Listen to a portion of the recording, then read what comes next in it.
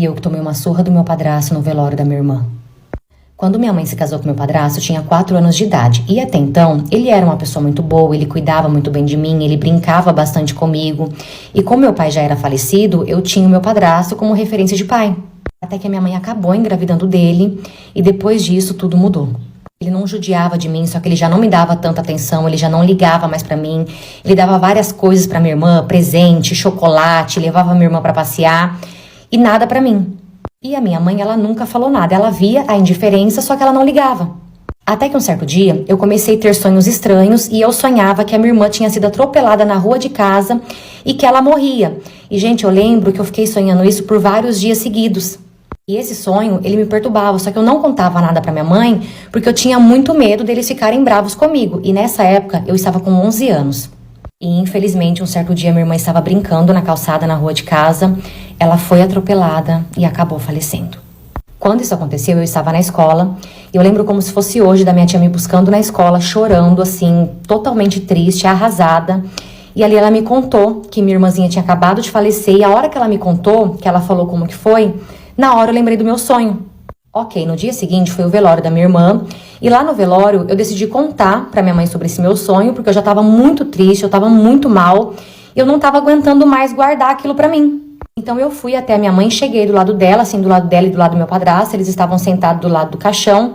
E assim que eu cheguei do lado da minha mãe, eu falei pra minha mãe que eu precisava contar algo pra ela. E ali eu contei o sonho. Eu falei, mãe, eu sonhei com isso. Eu sonhei que ela ia morrer atropelada na rua de casa.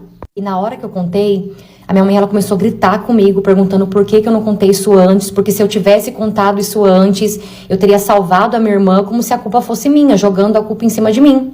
E ali eu fiquei sem reação, eu fiquei sem resposta, porque eu não esperava aquilo, eu esperava qualquer coisa, menos aquilo. Nisso, meu padrasto levantou e começou a me bater.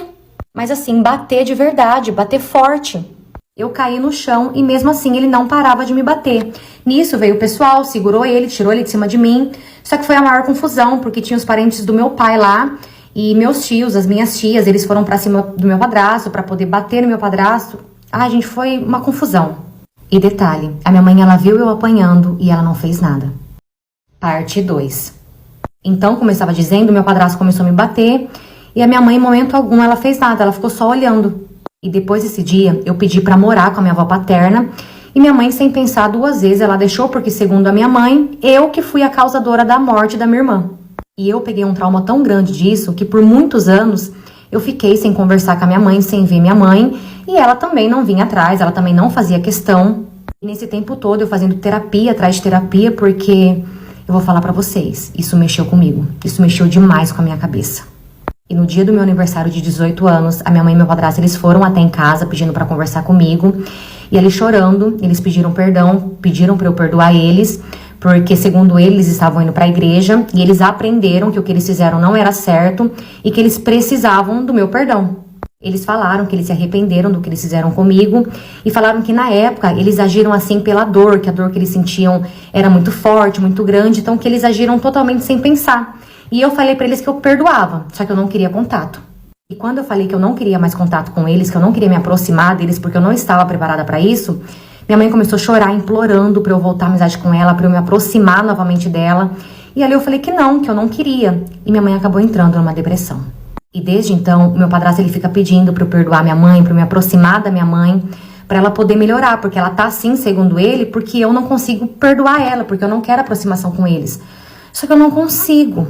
Porque toda vez que eu vejo os dois, eu lembro da cena do velório e parece que tudo que eu passei naquele dia volta. Então, no momento, eu prefiro não me aproximar.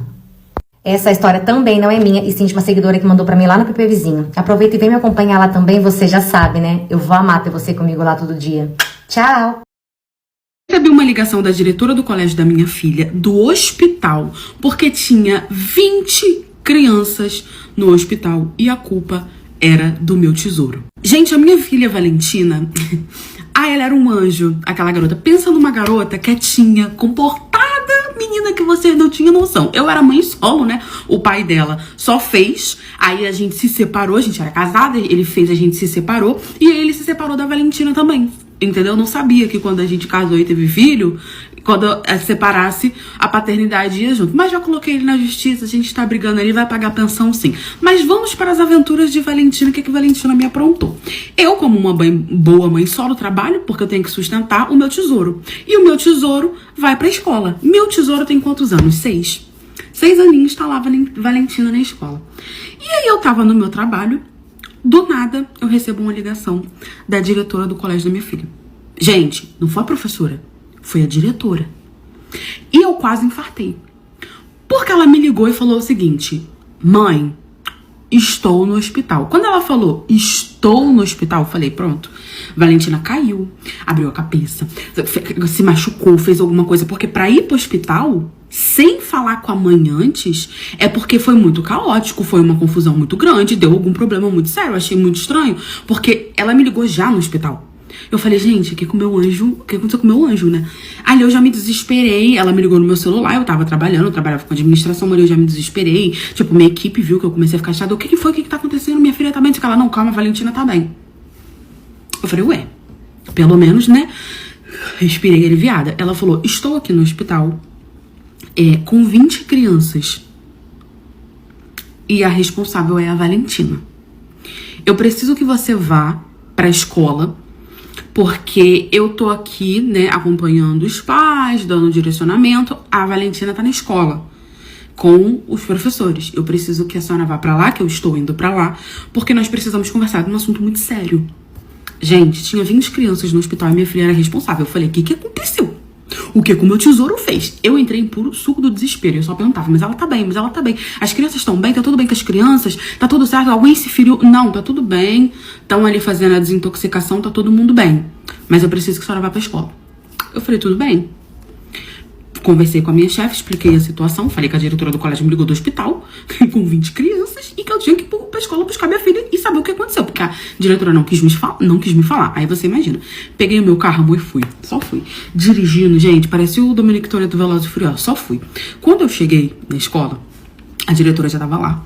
Parece que ela foi de avião também, porque eu fui muito rápido, ela chegou mais rápido que eu. Quando eu cheguei, lá tava a diretora, tava a Valentina. Tava a professora da Valentina, que eu conhecia.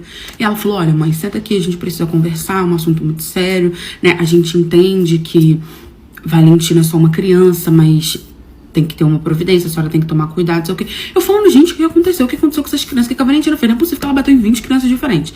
E aí a diretora me pegou 2 caixinhas de remédio, botou em cima da mesa e falou, olha, a sua filha trouxe isso aqui pra escola e ela deu pros amiguinhos dela.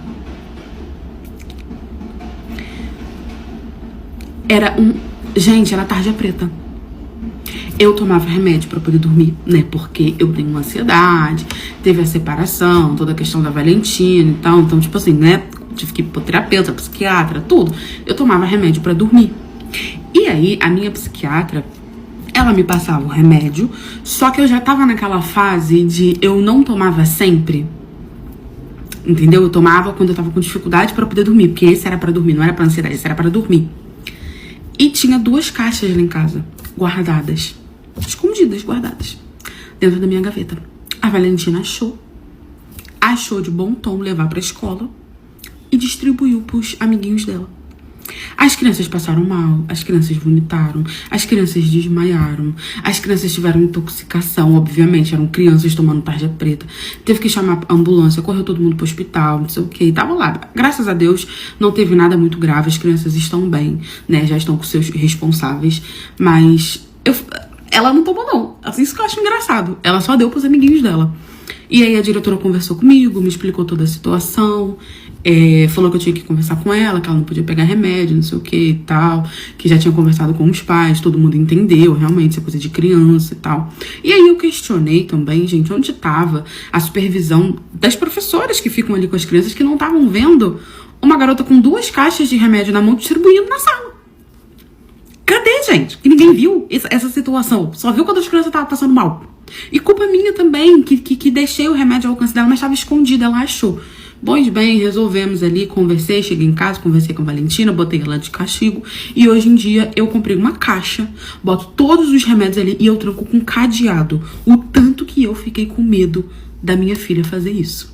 de novo com os coleguinhas dela e acontecer algo mais grave. Tomem cuidado, escondem o remédio das crianças.